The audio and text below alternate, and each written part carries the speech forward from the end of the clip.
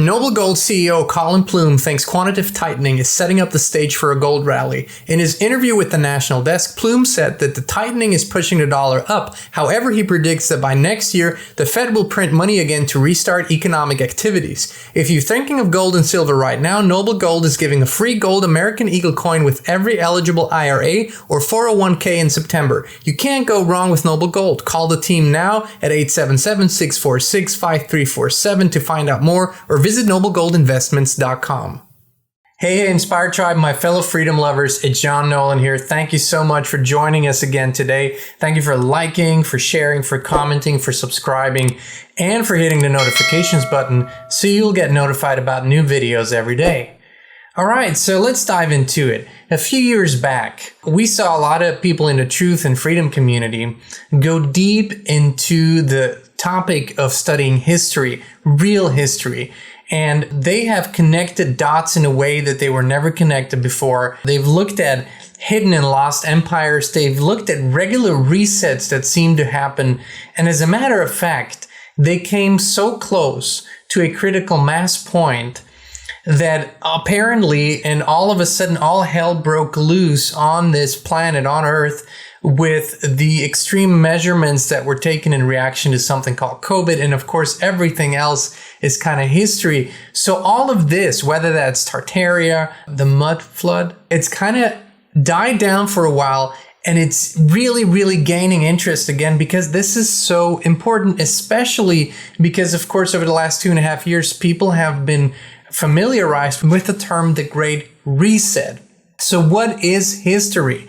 Okay, so we all kind of suspected that history and the way we were taught in school was distorted, was changed, altered. But what we, I think, never really saw up until recently, when I say recently, past few years, is it might have been completely fabricated as we know it. And this is a big statement, but let's go a little bit into it. So yes, we do live in a simulation. But what does that really mean?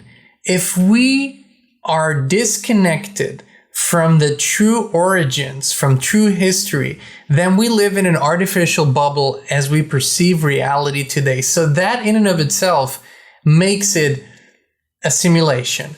What really happened before we were born and our parents were born and grandparents were born? What happened, for example, in America? The official history is that in 1492, a guy named Columbus accidentally landed here, discovered America, and then a lot of wars, genocides, and conflicts later, we find ourselves in 2022, and we look around, it was all a natural progression, blah, blah, blah. I call BS. I call bullshit on that. That definitely, none of that is true. None of that happened that way. But does it go deeper than that? Was it just little facts that were changed? I don't think so. I think the whole thing was really invented. Here's an interesting article from 1851. And they write, that's an article, I believe that was from Pennsylvania, from a newspaper. Architecture, sculpture, painting, and all the arts that adorn civilized life have flourished in this country at a period far remote. There is evidence sufficient to prove that these cities were in ruins at least 16 or 1800 years ago. A dark shade rests on the antiquities of America, and a few rays of light and live in the gloom. We have ancient history to inform us of the events of Egypt, how that empire was founded and how it prospered and fell. We have the same record of Babylon, Greece, and others, but not the least information have we relative to those who erected these cities, what people and whence they came, not a ray of light to dispel the dark gloom which seems to rest on this excellent history of America. Interesting. Interesting how that was seen in 1851. What cities are they talking about? Well, as I said, more evidence appears that there are great resets happening, mass depopulations and repopulations on Earth. And if we look at America, this becomes more and more evident. Today, in the big cities, I can tell you this, like here in Nashville and other places, there's always a very interesting observation. when all these new construction sites in the cities are being excavated and the big holes are being made because they're putting garages in and big foundations, you know what they so often find? They find that the buildings that are on the surface actually have multiple layers, multiple levels going deeper in. Now you might say that's nothing special. They might have something like a cellar or something like a basement, but that's not it. These buildings have multiple layers of windows and doors underneath the earth, underneath the dirt, underneath the surface. You can find this in every major city, and one wonders, what happened to these buildings and how come that portions of these buildings are completely covered in mud or dirt? Was there a flood? Did that happen? And how did it happen all over the world? Now, these are very interesting questions, but let's stick to America here for a little bit. It's not just that buildings are hidden underneath, it's that we find structures that we simply cannot explain. We find systems that we cannot explain. We can't explain San Francisco and how the underground systems are built. We can't even explain how New York's deep underground systems were really built and how it happened that fast and how sophisticated given the apparently limited technology. But there's another thing that's very, very strange. America has had the world's fastest, largest, and weirdest series of great fires. And that happened in the 1800s. Within a few short decades, all the major cities have seen the Great Fire. That's what they call it. The Great Fire of Boston, of Detroit, Atlanta, of Chicago, of Philadelphia, and on and on and on the list goes. So many great fires, and so often in these great fires, the historic districts were destroyed and then replaced with modern, ugly buildings. This is what has happened over and over and over again. As a matter of fact, when we really look at the absolutely stunning architecture that you can still find in some places in the United States, you must ask yourself, how does it all fit together? And why does this architecture not really represent what we should have seen in that time period? One huge hint are the World's Fairs. Now, if you dive into this topic, the World's Fairs, the expositions, especially in North America, you will be absolutely floored. Let's look at the World's Fair in Chicago in 1893. Here's a little bit of the official history according to Wikipedia. The World's Columbian Exposition, also known as the Chicago World's Fair, was a World's Fair held in Chicago in 1893 to celebrate the 400th anniversary of Columbus's arrival in the New World in 1492. The exposition covered 690 acres, featuring nearly 200 new but deliberately temporary buildings of predominantly neoclassical architecture, canals and lagoons, and people and cultures from 46 countries. More than 27 million people attended the exposition during its 6-month run. Now, they always emphasize that these buildings were temporary, but please look at these images. Just look at the stunning architecture. Look at the monumental size of this. Look at the beauty. Look at the perfect proportions. Are you really telling me that in 1890, that's when Chicago was awarded the honor of being the city that was going to host this exposition, that in 1890, they started building this, the thing that you see here, and it was finished in 1893. Are you telling me that they put all this up in 3 years? They tell us they built it with temporary materials, not permanent materials, not stone. They also tell us it was all but 2 buildings were destroyed later, like with all the other expositions. And even though those were temporary buildings, you could see people standing on them, on the balconies. You could see people walking in them. You could see people using them just like any other building. Also, all the electricity that was used, it was all illuminated by night. It looked absolutely stunning. It is one of the most beautiful things I've ever seen. And what they tell us is that after the exposition was over, which was a huge success, although the mayor got killed and there was another murderer at the exposition, a lot of other scandals, everything got torn down. Also, they tell us that these expositions, these World's Fairs, were to introduce human innovation and technologies to the world. So this didn't just happen in Chicago. These expositions happened in St. Louis. They happened in San Francisco.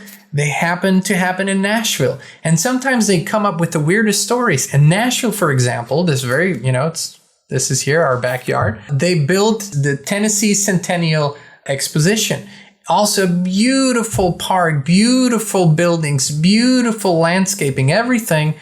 And then they tore everything down, but they actually, instead of keeping the Parthenon, the Nashville Parthenon, keeping it in a temporary material, some plaster and other stuff, they turned it into stone, into permanent material. And that's why we today see this building. If you ask me, these stories are so unbelievable. They're so crazy. They're so ludicrous. What I really believe is that these beautiful buildings, these structures, this architecture, and so much of it is also housing technology, was already in place. And these expositions happened after the Great Reset, when, I think, this is my theory, when America was repopulated, the cities were repopulated, and they used these expositions to have a trail that is kind of logical for historians to look at later. They bring in inventions. I mean, they showed the electric vehicle. They showed the predecessor of the fax machine already. They showed a handheld wireless communication device. That sounds familiar. So I think what they were doing is kind of fast tracking technology, because otherwise it just wouldn't make sense. The technological leaps we've had in the last 100 years or so, they just don't make sense. The growth is so exponential. It, of course, does make sense when all of this technology was already ready and was just being fast-tracked over the last 100 years. Now, these fairs have happened in so many cities, and the story is always the same. It is absolutely stunning. But what is also stunning is that the architectural problems that we see today, they didn't just happen, or the discrepancies in the exposition cities, they happen everywhere else too. I mean, there's something like the Corn Palace in Sioux City that was also built for a corn exposition and then torn down. A stunning, stunning building. And you can see this over and over and over again. This story is repeating all across North America. Now, I have, over the last years, asked myself multiple questions. One of the big questions was, why did the government insist on the most horrific treatment of the indigenous people here, of the American Indians or the Native Americans, including not just taking their land, including taking and banning and outlawing their religion, banning them from practicing their rituals, practicing their language, practicing their oral traditions. I think the reason why this was so heavily and so horrifically done is so that they could not transport the knowledge into today's days and age, where they could tell us that there have been other civilizations aside from them here before that build cities, that build structures, that build all of this. And now they can't tell us, or sometimes there's a little bit left, but a lot of that knowledge seems to be all but gone. And I think that was one of the huge reasons, because you cannot have a true connection to the real past. Then there were other things that I began to connect over the past few years. There's an interesting executive order that was made on the day of the winter solstice of 2020. So December 21, 2020, the executive order on promoting beautiful federal civic architecture. And I want to show you something. And this is just how it came off the website. What are you noticing here? Even this, even how it's worded, has beautiful proportions and is a beautiful architecture thing. Of course, this executive order was issued by Trump back in 2020, who we know is into classic styles of architecture, but I think he was hinting at more than that. I always wondered what that slogan, "Make America Great Again," means on a deeper level. I understand what it means for most people politically. I understand what it means in terms of economy and all that, but I think it points back to the true history of an empire that existed here that was truly beautiful. I'm not saying it was perfect, but I'm saying truly beautiful. And I believe we see this in this lost architecture of the expositions. We see this in the lost geometry, the sacred geometry that was used everywhere. And I think this was a hint that there is a deeper history there And that Make America Great Again maybe means way more than we can perceive. Why I make that connection is because coincidentally, what we see around these expositions is a huge explosion in the use of electricity. And for that time, it seemed to have been very, very advanced. The way they illuminated buildings, the way they did all of that. Of course, Tesla was around. He's not being mentioned a whole lot,